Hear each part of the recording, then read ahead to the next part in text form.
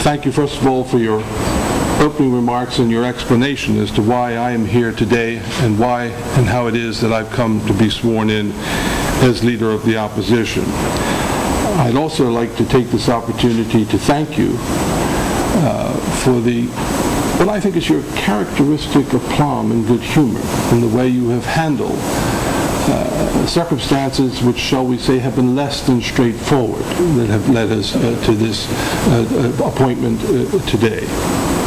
Mr. Speaker, Mr. Deputy Speaker, I'm grateful for your attendance here today as well as that of my colleagues.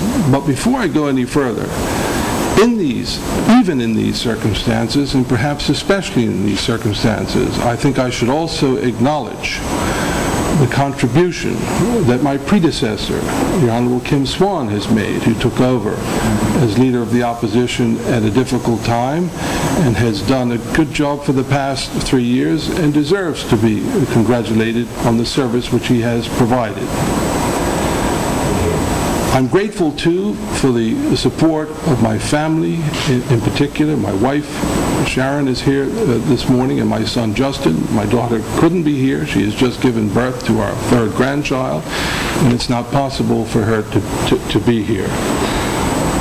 I read this morning in Life's Little Instruction Calendar, I won't be too long on this, it said, it's funny how these things occur, in times like this, listen to those who love you the most.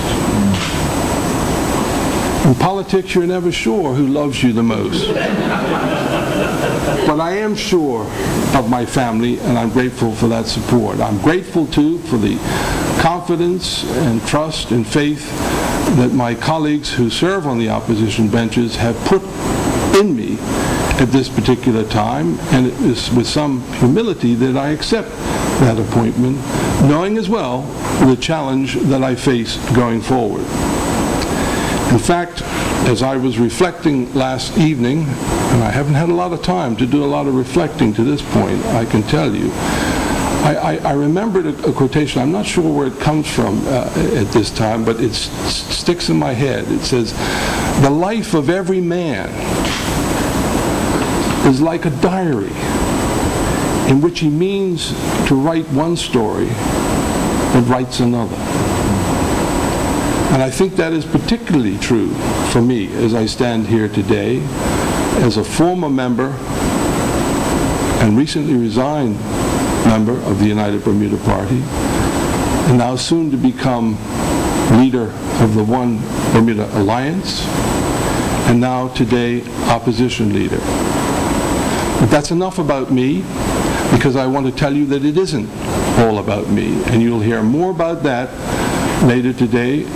As many of you know, particularly the news media, I trust, that we will have the launch of that party at 12:30 p.m. And at that time, I will be able to answer many of your questions about the new party.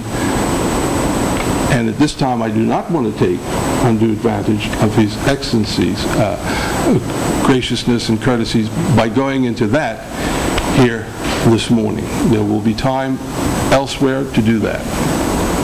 Thank you. Thank you very much, Sir Richard. I appreciate it.